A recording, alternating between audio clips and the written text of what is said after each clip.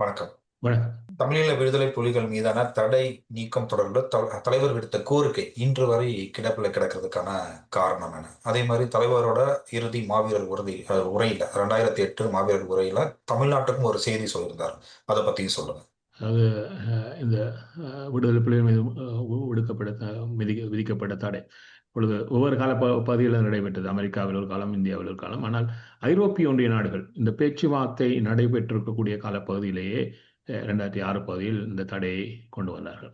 அது ஒரு அழுத்தமாக அவர்கள் அதை பயன்படுத்தினார்கள். அப்பொழுது அது சவால் வந்தது. நான் இந்த ஐரோப்பிய நாடுகள் பலவற்றுக்கும் வெளிவாரத்துறையை சந்தித்திருக்கிறேன், பேசியிருக்கிறேன்.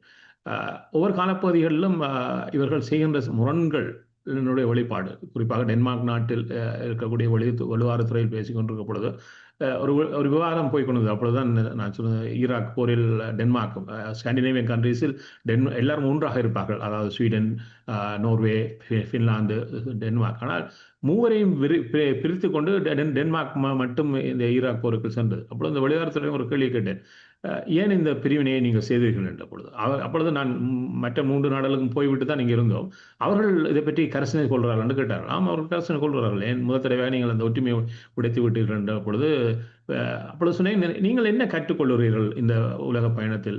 நீ அப்பொழுது சொன்னால், ஆப்கானிஸ்தானில் மிக மோசமாக நீங்கள் தவறி போனீர்கள் என்று சொல்வது சொன்னார்கள். தட்ஸ் எ லெசன் என்றார்கள். அப்போ நான் கேட்டேன், அவரானால் அதே லெசனை தானே எல்லா இடமும் திருப்பியும் சோமாலியாவிலும் அதே லெசன் தானே? அப்பொழுது சொன்னார்கள், அதை எனது லெசன் என்றார்கள். நான் சொன்னேன், இவ்வாறு லெசன்களின் கூட பயணிக்க போகிறீர்கள், நீங்கள் இதை கற்றுக்கொள்கிறீர்கள், அதை அந்த மாற்றம் வரவில்லையே. இவ்வாறு தான் இந்த விடுதலை புலிகள் மீது விடுக்கப்பட்ட தடையையும் பார்த்தேன்னு சொன்னால், இது தென்னாப்பிரிக்க விடுதலைக்கு போராடிய தென்னாப்பிரிக்க காங்கிரஸிலிருந்து ஆரம்பிக்கிறது. அவர்களை முழுமையாக தடை செய்தார்கள். பிறகு அவர்கள் நிமிர்ந்து நின்ற பொழுது அவர்களை முழுமையாக ஏற்றுக்கொண்டு பின்னர் என்ன செய்தார்கள், ஐநாவிலேயே இன்றைக்கு மண்டேலாவுக்கு என்ற தனித்துவமான நாளை உருவாக்கி உலக ரீதியில் மண்டேலாவை கொண்டாடுகிறார். இதுதான் உலக பரப்பில் இருக்கக்கூடிய முரண்களுடைய வெளிப்பாடு. அதை அவர் முன்னேறே சொல்லிட்டு காட்டுகிறார். எதற்காக நீங்கள் இதை செய்கிறீர்கள்? உங்களிடம் தானே நாங்கள் இணைந்து பயணித்து இந்த பேச்சுவார்த்தையில் இருக்கிறோம். இருந்து கொண்டிருக்கக்கூடிய சமகாலத்திலேயே அதில் ஒரு தரப்பை நீங்கள் பலப்படுத்துகிறீர்கள்.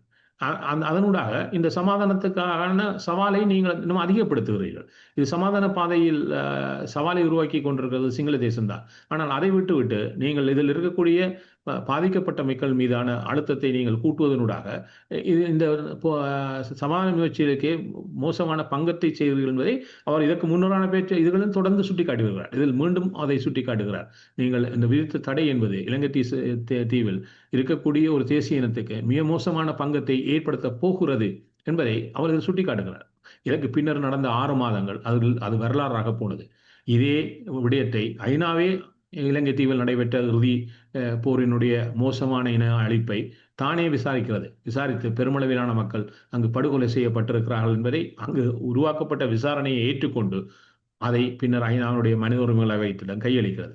அவர் எதைன்னு சொன்னாரோ அதெல்லாம் பின்னர் நடைபெற்றும் போனது. ஆனால் இந்த விடயத்தில் அவர் மீண்டும் சுட்டிக்காட்டுகிறார், இந்த தடை எவ்வளவு மோசமான பங்கத்தை இந்த இன மக்கள் மீது ஏற்படுத்த போகிறது என்பதை தன்னுடைய இறுதி மாவீரர் உரையிலும் அவர் சுட்டிக்காட்டுகிறார். இந்த உலகத்துக்கு நீங்கள் செய்கின்ற பெரும் தவறை மீண்டும் அவர் வலியுறுத்தி சொல்கிறார். இதில் நீங்கள் மாற்றம் உருவாக்கவில்லை என்று சொன்னால் இங்கு நடந்து வரக்கூடிய இந்த உரையிலேயே அவர் சொல்லுகிறார், இன அழிப்பை நோக்கி என்னுடைய தமிழர் சமூகம் தள்ளப்படுகிறது, அது மோசமான இன அழிப்பை எதிர்கொள்ளப் போகிறது என்று அதில் ஒரு போட்டு காட்டுகிறார். அவை இந்த உலகம் நிறைய தவறுகளை பல தேசிய இனங்களுக்கு செய்திருக்கிறது. அதே தவறை ஈழத்தமிழர் மீதும் செய்வதற்கு அது நடக்கப் போகிறது என்பதை அவர் சுட்டிக்காட்டுகிறார். இந்த தவறிலிருந்து உங்களை திருத்திக் கொள்ளுகிறார்கள் என்றார்.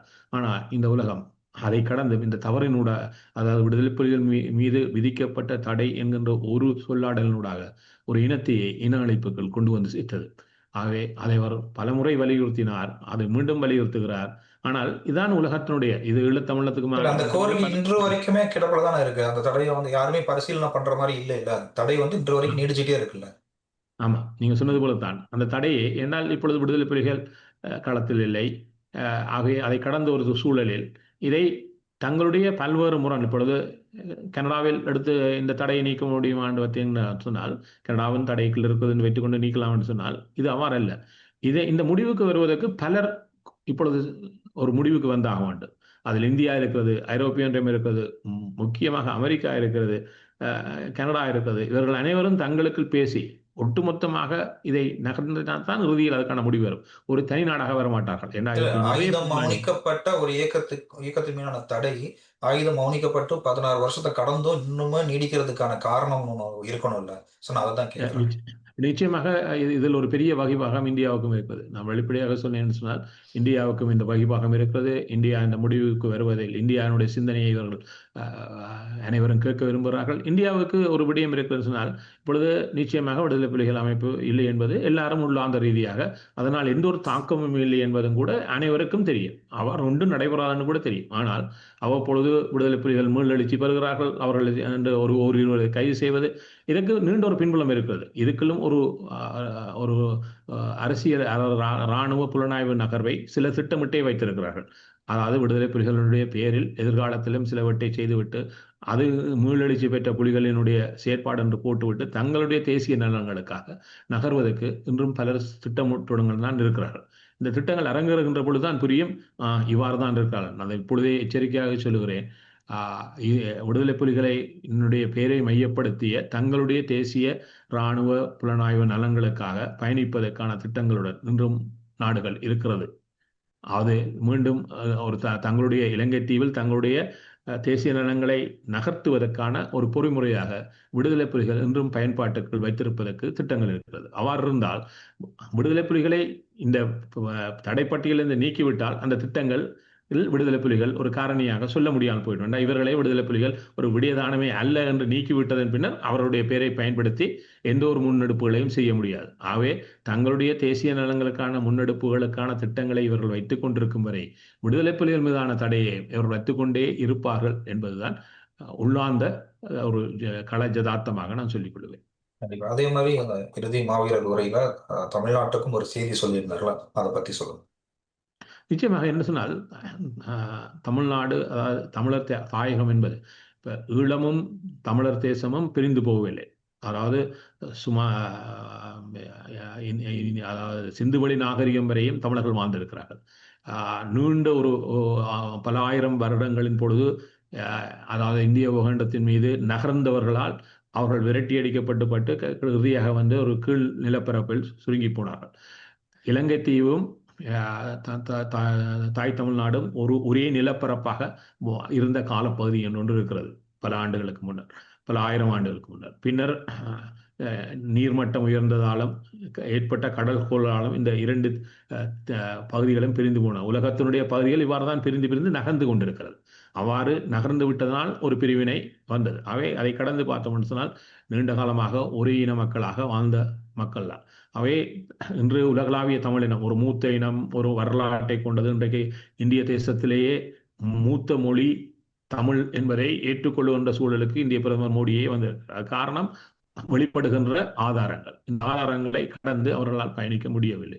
அவை இவ்வாறான ஒரு வரலாற்றை கொண்டிருக்கக்கூடிய இனம் உலகளாவிய எங்கு இருந்தாலும் ஒற்றுமைப்பட்ட இனமாக, ஒன்றுபட்ட இனமாக இருக்க வேண்டும் என்பதை தான் அவர் வலியுறுத்தி வந்திருக்கிறார். இப்பொழுது இந்த மாவீரர் நாள் எடுத்துக்கொண்டாலும் தமிழருடைய பண்டைய வரலாற்றிலிருந்து கட்டியெழுப்பப்பட்டதான். விதைக்கவில்லை புதைக்கிறோம், அதாவது புதைக்கவில்லை விதைக்கிறோம் என்கிறார். அதாவது உடலங்கள் அல்ல வித்துடல். இதெல்லாம் தமிழுடைய வரலாற்றில் வாகையை ஒரு தேசிய இப்பொழுது தமிழ்நாட்டில் இருக்கக்கூடிய புதிய கட்சிகள் கூட அதை இணைத்துக் கொள்வதற்கு காரணம் தமிழுடைய வீர வரலாற்றினுடைய பண்டைய பகுதியில் தமிழ் இனத்தினுடைய தேசிய மரமாக வாகையை அவர் வகைப்படுத்தினார். காந்தலை எடுத்து வந்தார் தேசிய மலராக. நாங்கள் குறிஞ்சி அதாவது கபிலருடைய பாடலுக்கு 2000 ஆண்டுகளுக்கு முன்னேறி போனோம் என்றால் அவர் 99 பூக்களை முதன்மையாக தமிழருடைய பூக்களாக வகைப்படுத்துகிறார். அந்த வகைப்படுத்தப்பட்டது முதன்மையானதாக காந்தல் இருக்கிறது. அவை இந்த வரலாற்றை அவர் ஒரு மீளெழுச்சி கொள்ள வைத்தார்.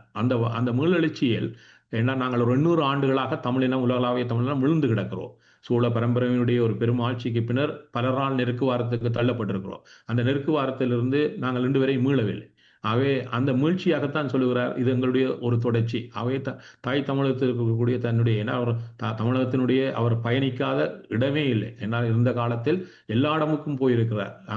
அவை நானே இருந்த காலப்பகுதியில் தமிழ்நாட்டினுடைய அனைத்து பகுதிக்கும் சென்றிருக்கிறேன், உறவுகளை சந்தித்திருக்கிறேன். அவை அங்கு இந்த இணைப்பு என்பது, தமிழர்களாக இணைவு என்பதுதான் எங்களுடைய பலம்.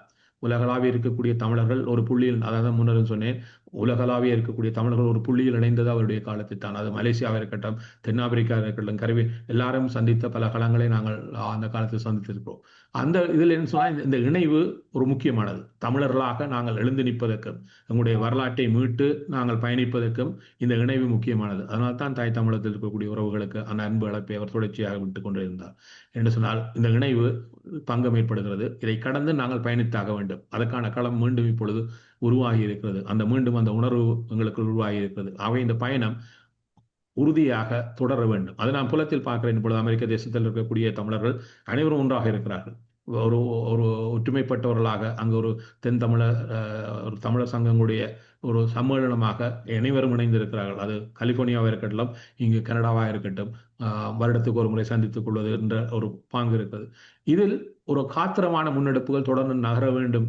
அதற்கான மையக்களமாக தாய் தமிழகம் இருந்தாக வேண்டும் என்பதை அவர் அந்த அழைப்பினூடாக மீண்டும் மீண்டும் விடுத்தார். அது தொடர வேண்டும். என்னால் அதில் ஒரு பங்கம் இருக்கிறது. கடந்த 16 ஆண்டுகளில் ஒரு பயணம் இருந்தாலும் உறுதியாக பயணிப்பதில் இன்றும் சவால் இருக்கிறது. அதை கண்டிப்பா. ஒரு இது தொடர்பான இன்னொரு கேள்வி கூட எனக்கு இருக்கு. அதாவது தலைவர் மேதகு பிரபாகரன் அவர்கள் தமிழ்நாட்டுல இருக்கிற அரசியல் தலைவர்களை யார ரொம்ப நம்பினார்? அவர் வெளிப்படையாக சொல்லுவதனால் ஒன்றை சொல்லுவார். நாங்கள் நடக்க வேண்டும் என யாரையும் நம்பி நடக்கக்கூடாது. ஆனால் அவரோட உறவாடலில் ஒரு ஒரு நிறைய உறவு இருந்தது எம்ஜிஆர் அவர்களுடன் தான். அதுக்கான காரணம் என்ன சொன்னால், எம்ஜிஆரும் தான் செய்கின்ற ஒத்தாசைகளுக்கான எந்த ஒரு பிரதிபலனையும் எதிர்பார்க்கவில்லை. அதை அவ்வாறு தான் அவர் வைத்துக் கொண்டார். அதை அரசியல் சார்ந்ததாக அவர் என்றும் அரசியல் கட்சி சார்ந்ததாக மாற்றிக் கொண்டதில்லை. தனிப்பட்ட என்னால் விரும்பினார்.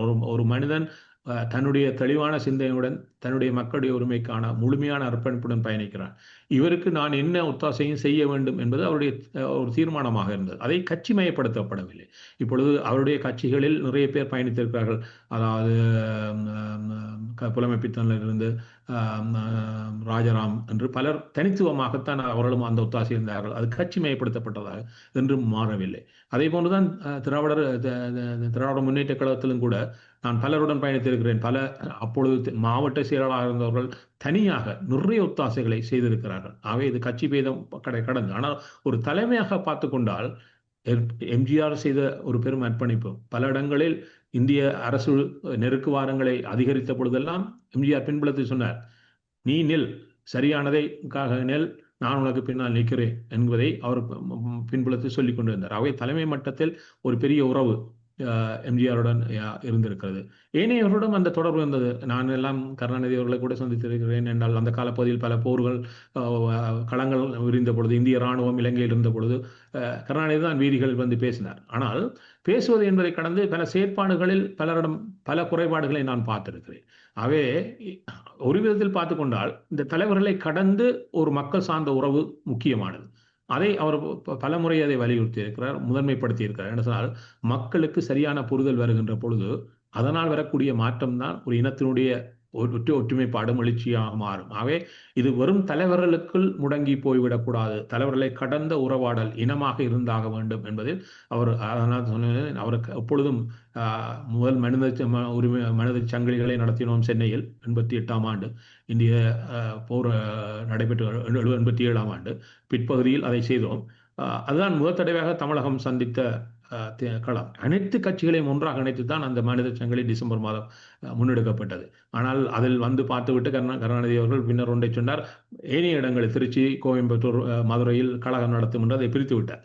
இறுதியில் அவர் ஆனால் அந்த விடயங்களை கடந்து ஒரு விடயம் தமிழகத்தில் இருந்தாக வேண்டும். தலைமைகளுக்குள் கட்சிகளுக்குள் மாத்திரம் தமிழர் சார்ந்த விடயம் முடங்கி போய்விடக்கூடாது. அதை கடந்த ஒரு சிந்தனையும் பார்வையும் தமிழ் மக்களிடம் உருவாகணும். அது நிறைய உருவானது. அதனால் தான் அந்த மக்களுக்கே அந்த அழைப்பையும் விடுத்தார். நாங்கள் மக்களாக இந்த பயணத்தில் இணைந்து பயணிக்க வேண்டும். அந்த தேவை வந்திருக்கிறது என்று சொன்னால் அவ்வாறு தான் நாங்கள் அவருக்கு தெரிகிறது 2008 பின்னர் எவ்வாறு இந்த போர் விரிவாக்கம் அடைய போகிறது, ஒன்றில் நாங்கள் நிமிர்ந்து நிற்போம் அல்லது அணிந்து போவோம் என்பதை புரிதலினூடாக சொல்லுகிறார். இந்த நேரத்தில் எங்களுடைய தொப்புள் கூலி உறவுகளான தாய் தமிழ உறவுகள் நிமிர்ந்து நிற்க வேண்டும். உங்களுடைய ஒத்தாசையும் உங்களுடைய முனைப்பும் இந்த இடத்தில் அவசியப்படுகிறது என்று அதை முதன்மைப்படுத்துகிறார். அதை கடந்தும் ஒரு பார்வை இருக்கிறது. நாங்கள் ஒரு இன மக்களாக உலகளாவிய மக்கள் இணைக்கப்பட்டு என்றால் இந்த நெருக்கு வாரம் இந்தியாவிலே இருக்கிறது. பம்பாயில் இருக்கக்கூடிய தமிழர்கள் இருக்கிறார்கள், இலங்கைக்கு நகர்த்தப்பட்டு இலங்கையிலிருந்து மீண்டும் கொண்டு வர, அதாவது 60களில் தமிழர்கள் அழைத்து வரப்பட்டார்கள்.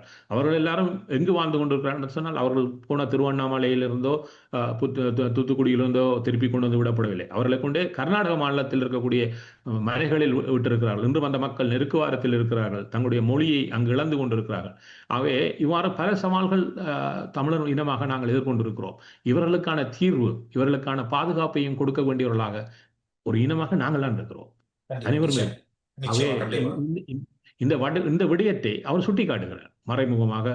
நாங்கள் ஏன் ஒரு இனம் ஒருமைப்பட்டிருக்க வேண்டும், இல்லாவிட்டால் ஒரு நீண்ட வரலாற்றை கொண்ட தொன்மை இனம் நெருக்குவாரத்துக்குள் வந்து விடுவோம். அந்த நெருக்குவாரத்தை தவிர்ப்பது எங்கள் கைகளில் இருக்கிறது என்பதை அவர் ஆழமாக சுட்டிக்காட்டுகிறார். ஆகவே அந்த விடயம் இன்றும் இருக்கிறது. இனத்துக்கு சிந்திப்பதற்கு நாளையும் இருக்கிறது, நீண்டு வரக்கூடிய ஆண்டுகளிலும் இருக்கிறது. இதற்கான புரிதலை இனம் அடையாளப்படுத்தி பயணிக்குமாக இருந்தால், ஈழத்தமிழினத்து எதிர்கொள்கின்ற சவால் மட்டுமல்ல, உலகளாவிய தமிழினம் ஒரு மூத்த கூடி எதிர்கொள்கின்ற சவால்களையும் அது கடந்து பயணிப்பதற்கு இந்த இணைவும், அதற்கான ஒருங்கிணைப்பும், அதற்கான செயற்பாட்டு வடிவங்களுடைய முதன்மையை வலியுறுத்துகிறார். அதை இனம் புரிந்து கொள்ள வேண்டும், எங்கிருந்தாலும் தமிழர்களாக புரிந்து கொள்ள வேண்டும் என்பதுதான் ஒரு செய்தியாக சொல்லிக்கொள்ளலாம்.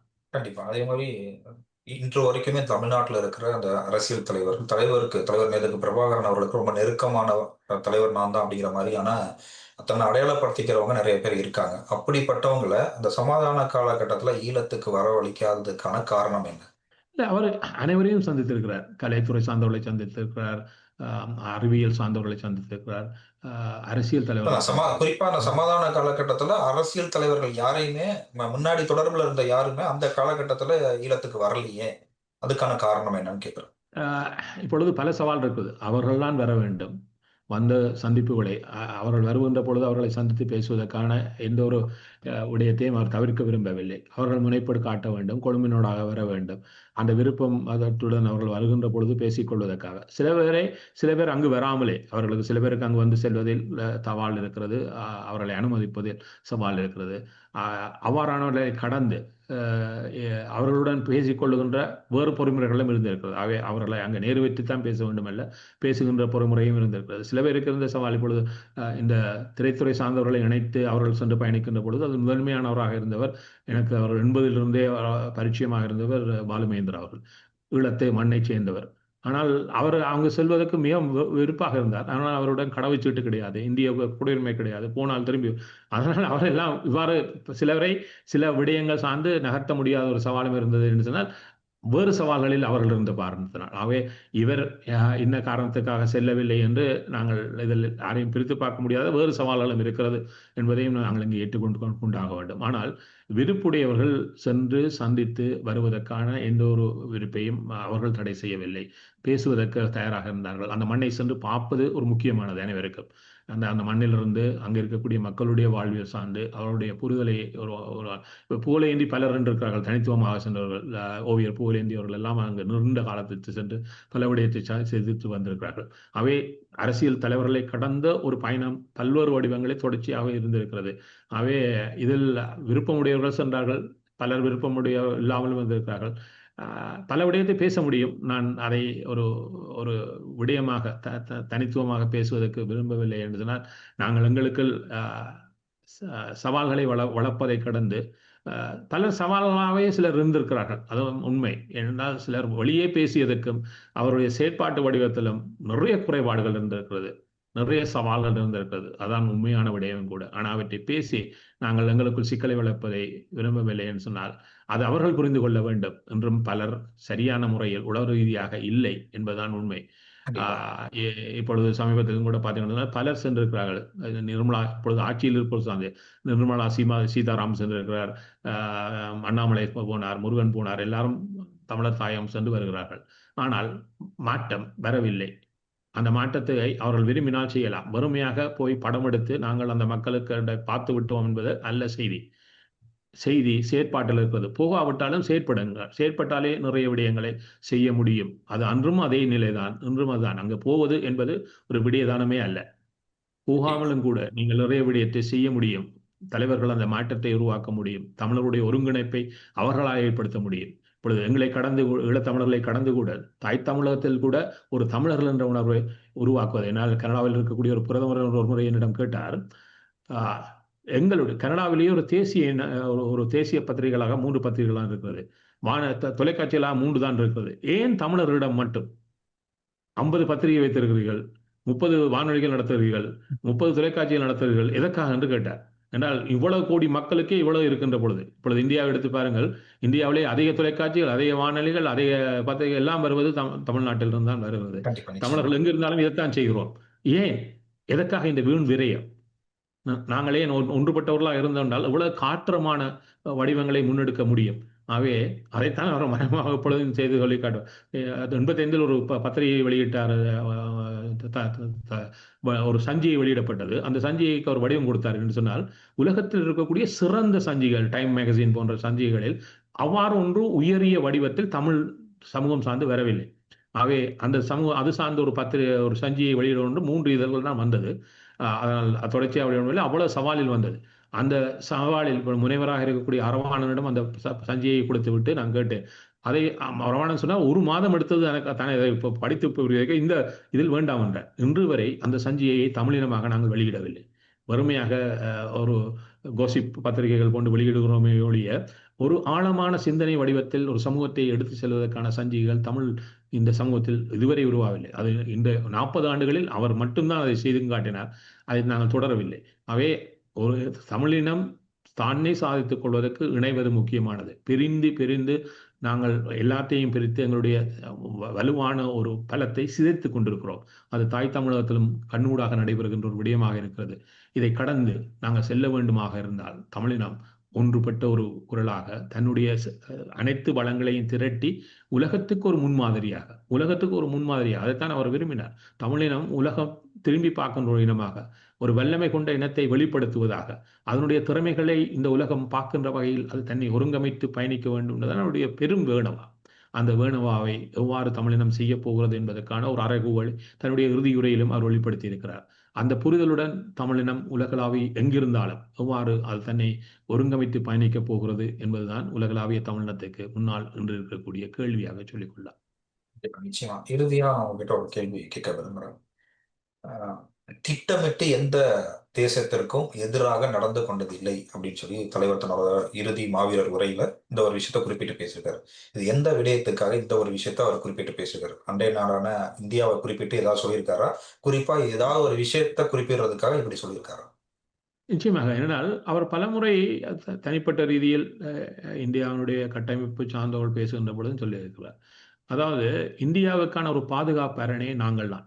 ஏன்னு சொன்னால் இப்பொழுது பாருங்கள், இந்தியாவுடைய பாதுகாப்பு அரணுக்கு சவால் வடக்கில் தான் இருக்கிறது.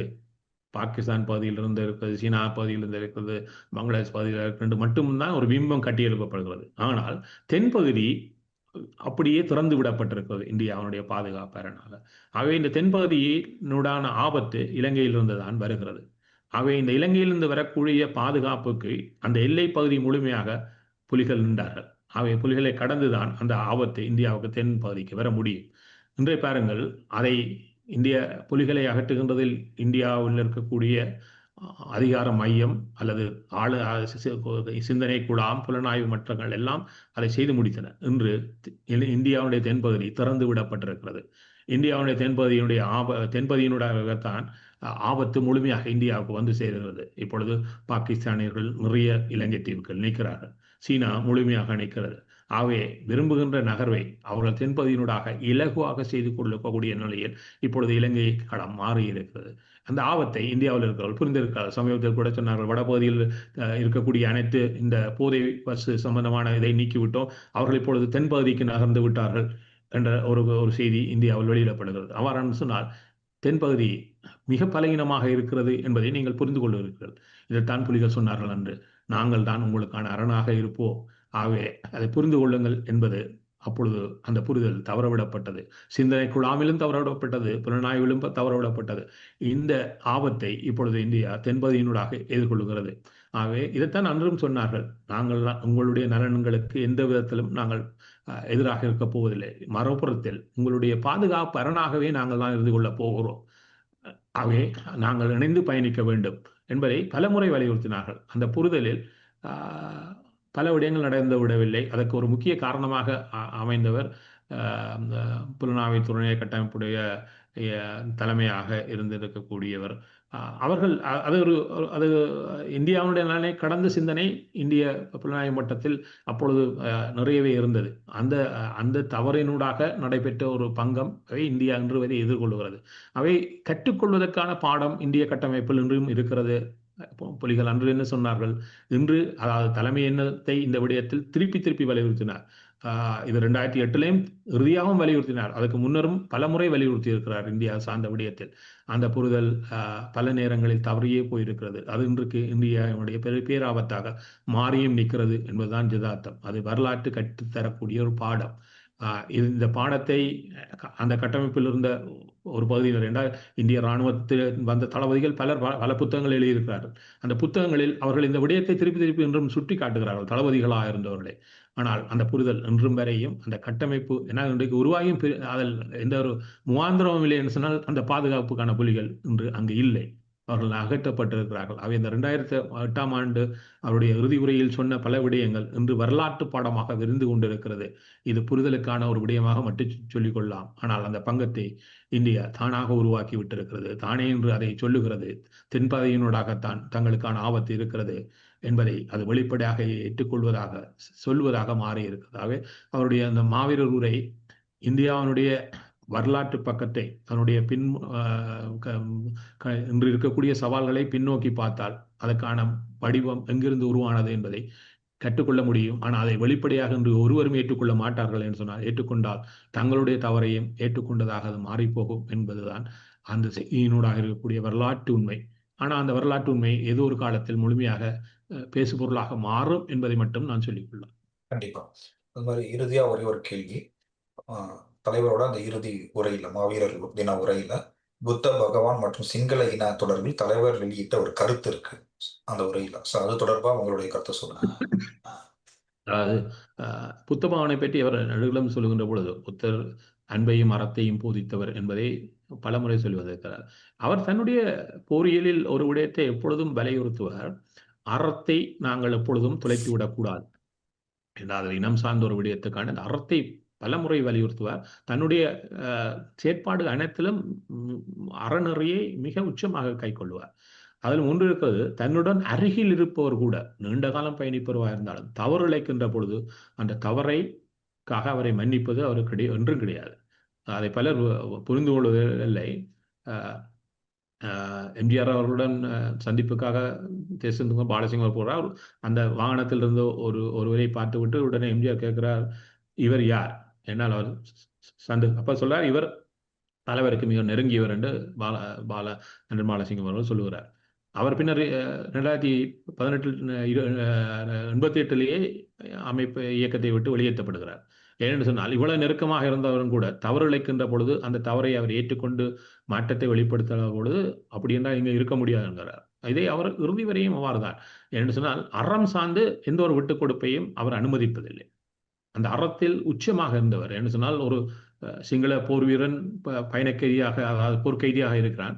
அவனை சந்திப்பதற்காக அவன் போர்க்கைதியாவுக்கு முன்னர் தான் ஒரு திருமணம் செய்கிறான். அந்த திருமணம் செய்த மனைவி எழுதுகிறார், தன்னை கணவரை சந்திக்க அனுமதிப்பீர்களா என்று. என்றால் அவருக்கு எழுத முடியும். தமிழக தேசத்திலும் எல்லா இடமும் ஒரு அஞ்சல் பெட்டி இருக்கும். மக்கள் குறைகள் ஏதாவது இருந்தால் துறைகளிடம் பேச வேண்டும், அதையும் கடந்திருந்தால் அதில் எழுதி போடலாம். அதை அவர் மட்டும்தான் பார்ப்பார். உடனடியான நிவாரணம் வழங்கப்படும். அவ்வாறுதான் ஒரு கடிதம் வருகிறது. பின்னர் இதை பார்த்துவிட்டு சொல்கிறார், அந்த பெண்ணை வந்து சந்திக்க சொல்லி என்று. அந்த பெண் வந்து சந்திக்கிறார். சந்தித்து விட்டு குறிப்பிட்ட காலம் பல்வேறு இதனால் ஒரு இரவு அவருடன் தங்கி செல்ல வேண்டி, அப்போ சரி அவரிடமே இருந்து விட்டு போகணும்னு சொல்கிறார். அவர் சென்றதன் பின்னர் அவர் கற்பம் விட்டு விடுகிறார். அந்த ஊரில் அவருக்கு மிக மானபங்கம் ஏற்படுத்தப்படுகிறது. என்னென்று நீ கற்பமானாய், என்ன செய்திருக்கிறாய் என்று அவர் ஒரு தவறானவர் என்ற நோக்கம் அந்த அவருடைய மக்களாலேயே உருவாக்கப்படுகிறது. அவர் மீண்டும் எழுதுகிறார், இவ்வாறான ஒரு நிக்கதையில் நான் அவமானத்தில் இருக்கிறேன், நீங்கள் இதுக்கான தீர்வை, நீங்கள் எனக்கு நல்ல தீர்வை வழங்க வேண்டும் என்று சொன்ன பொழுது எந்த ஒரு நிபந்தனையும் இல்லாமல் அவரை அழைத்து, இந்த உன்னுடைய கணவரை தருகிறேன், நீ ஒரு பெண்ணாக அவமானப்பட்டு இருக்கக்கூடாது, நீ கூட்டிக் கொண்டு போ என்று அனுப்பி வைத்தார். அப்ப அவர் ஒரு போர்க்கைதி, எதிரி போர் வீரன் அன்று எதுவும் பார்க்கவில்லை. ஒரு பெண் அவமானப்படுவதை நான் அனுமதிக்க மாட்டேன், அவை நீ கூட்டிக் கொண்டு போன்று அதை விட்டார். இதுதான் அவர் சார்ந்த அறம். அவர் யாரையும் எதிரியாக பார்ப்பதில்லை. யாரையும் என்னுடைய என்றால் தமிழினம் மீது மிக மோசமான வன்மத்தை, மிக மோசமான பாலியல் வன்கொடுமை எல்லாம் சிங்கள தேசம் செய்கிறது. ஆனால் தன்னுடைய படையில் இருப்பவர் யாரும் அறம் தவறி போகக்கூடாது என்பதில் தெளிவாக இருந்தார். ஏன் என்று சொன்னால், நாளை இதை செய்யக்கூடிய ஒருவன் நாளை தன்னுடைய இனத்தின் மீது தான் அதை காட்டுவான். அது எங்களுடைய சமூகத்துக்கு ஆபத்தாக. இன்றைய பாருங்கள், சிங்கள சமூகத்தில் இது மிக மோசமாக அரங்கேறிக் கொண்டிருக்கின்றதுனால், இவ்வாறு வந்த இராணுவ வீரர்கள் எல்லாம் இன்று இராணுவத்தை விட்டு விலகி வீடுகளில் இருக்கிறார்கள். அவர் என்ன செய்வார்கள்? வன்முறையில் தான், இதே வன்முறையை தன்னுடைய இனம் மீது தான் இப்பொழுது காட்ட முடியும். அது கண்டிப்பா. அதை சிங்கள சமூகம் இன்றைக்கு இது அனுபவித்துக் கொண்டிருக்கிறது. ஆனால் இது எவ்வளவு தூரம் எதிர்காலத்தில் பங்கமாக மாறும். ஆகவே போர் வீரர்களாக இருப்பவர்கள், மக்களுக்காக வந்தவர்கள், மக்களுக்காக அர்ப்பணிக்க வந்தவர்கள், இதில் எதிரியாக இருந்தாலும் கூட அந்த அறத்தில் நாங்கள் என்றும் பிழை விட்டு விடக்கூடாது என்பது. அவை இந்த அறம் சார்ந்த ஒரு விடயம் என்பதைத்தான் சிங்கள தேசமே அன்பையும் இந்த அறத்தையும் போதித்த புத்த பகவானை, அவரை நீங்கள் உங்களுடைய ஒரு வணக்க பிதாவை வைத்துக்கொண்டு அறத்தையும் அன்பையும் மீறியே எல்லாம் செய்கிறீர்கள் என்பதை அவர் பலமுறை சுட்டிக்காட்டுகிறார். இன்றையும் பாருங்கள், புத்த பிரானை வைத்துக் கொண்டு அரசியல் ஒன்று நடைபெறுகிறது. கண்டிப்பா.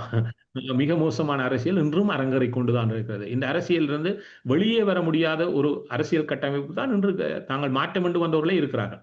ஆகவே அன்றைய அவர் எதை சொன்னாரோ அது இன்று வரையும் மாறுவதாக அந்த தேசத்தில் இல்லை. ஆகவே புத்த பகவானுடைய அந்த இன்றைக்கு மதம் தான் எல்லா இடத்திலும் மதமாறி போய்க்கிறது. எல்லா இடத்திலும் மதத்தை வைத்துக் கொண்டு அரசியல் நடைபெறுகிறது. அது எந்த மதமாக இருந்தாலும் உலகப் பரப்பில் இதுதான் அரங்கேறிக் கொண்டிருக்கிறது. இது வேண்டாம் என்கிறார். அவர் என்றும் தன்னை மதத்துக்குள் சுருக்கியவர் அல்ல. மாவீரர்கள் விடயத்திலும் கூட மதம் எங்கும் வந்ததில்லை. அதை கடந்த ஒரு பொறிமுறையாகத்தான் அது முன்னெடுக்கப்பட்டது. ஆகவே ஒரு விடயம் இருக்கிறது. இந்த உலகம் புரிதலுக்கு வருவதற்கு நிறைய விடயங்கள் இருக்கிறது. இந்த உலகத்துக்கு இந்த மக்களுக்கு கூட அறம் சார்ந்த பல விடயங்களை அவர் தன்னுடைய வாழ்வியல் சொல்லி தந்திருக்கிறார். ஆகவே அதான் சொன்னேன், அவர் வரலாற்று பக்கமாக. அதனால் தான் நான் சொன்னேன், பல சித்தாந்தங்களுடைய வடிவங்களுக்கு நாங்கள் ஒரு வடிவம் கொடுப்பதுண்டு. அந்த வடிவமாகத்தான் நான் இதை வரிந்து கொண்டது. பிரபாகரம் என்கின்ற ஒரு சித்தாந்த வடிவத்தை இன்றைய உலகுக்கு அவர் சொல்லி தந்திருக்கிறார். அதை முதல் அவருடைய இனம் சார்ந்தவர்கள் புரிந்து கொள்ள வேண்டும். என்றால் அந்த மாற்றம் எங்களிடமிருந்து உருவாகின்ற பொழுதுதான் அதை உலகம் புரிந்து கொள்ளும். அவை தமிழினம் பிரபாகரம் என்கின்ற சிந்தனை வடிவத்தில் இருக்கக்கூடிய அறத்தை, அதில் இருக்கக்கூடிய பேரன்பை என்று சொன்னால், என்னுடைய மண்ணில் இருக்கக்கூடிய சிறுவர்கள் எப்பொழுதும் அனாதைகள் என்று யாரையும் அழைக்கக்கூடாது. தாய் தந்தையை இழந்த பிள்ளைகளை அவர் தேசத்தின் புதல்வர்களாக வரிந்து கொண்டு அவர்களுக்கான காப்பகங்களை உருவாக்கி அவர்களுக்கான ஒரு வாழ்வை கட்டியெழுப்பினார்.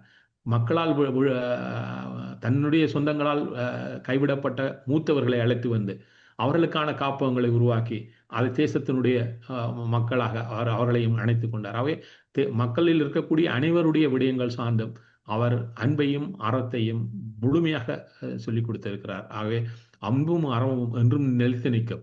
அது எங்களை மீட்டு வரும்.